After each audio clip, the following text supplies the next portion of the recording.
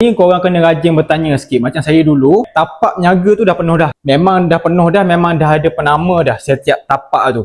Okey, saya nak berniaga dekat situ, cara yang saya buat, nak tahu macam mana?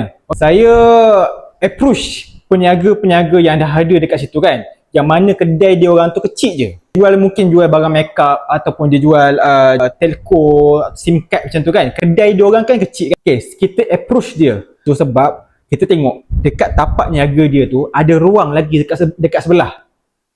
Kalau kedai kita pun kecil juga, kita boleh minta kat dia.